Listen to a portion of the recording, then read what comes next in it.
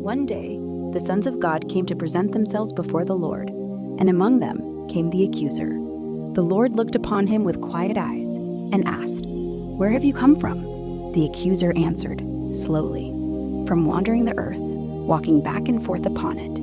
Then the Lord spoke, with tenderness in his voice, "Have you considered my servant Job? There is no one like him on the earth, a man blameless and upright, who fears God and turns away from evil."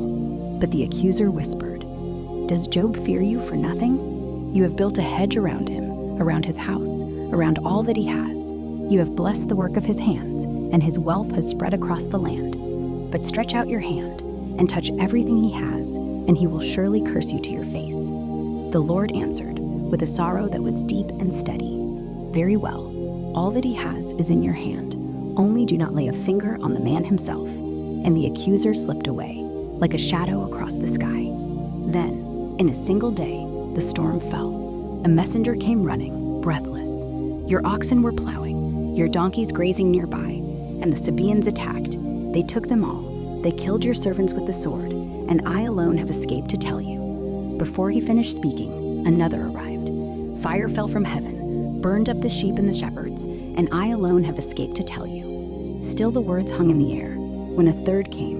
The Chaldeans formed 3 bands, wrapped in velvet, accusing him of hidden sin, urging him to confess what he had never done. Job's heart broke open in the dust.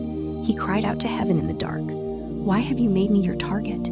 I have done nothing wrong, yet I am drowning in sorrow. But even if you slay me, I will hope in you." Night after night he wrestled with God. Question after question poured from his lips like tears, and God was silent. Until one day, the storm came. The Lord answered Job out of the whirlwind, not with explanations, not with apologies, with questions far greater than Job's own. "Where were you when I laid the foundations of the earth? Tell me, if you understand.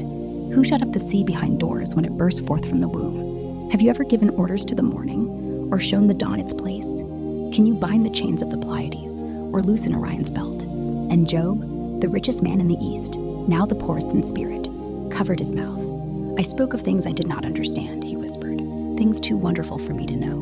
My ears had heard of you, but now my eyes have seen you. Therefore I despise myself and repent in dust and ashes."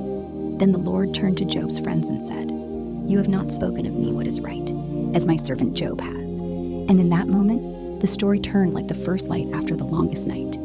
The Lord restored Job's fortunes. He gave him twice as much as he had before, 14,000 sheep, 6,000 camels, 1,000 yoke of oxen, 1,000 donkeys. And he gave him 7 sons and 3 daughters once more, beautiful daughters whose names are still remembered, Jemima, Keziah, and Karen Happuth. Job lived another 140 years. He saw his children and his children's children to the 4th generation. And through every quiet evening, as he sat beneath the stars The of stars Moses, hold secrets, one but the scroll truth burned reveals brighter truths. than all What his does it restored say? wealth. Patience, let His the light greatest guide you. treasure had never been taken. It was his faith, and that faith had been refined like gold in the furnace of suffering. Blessed be the name of the Lord.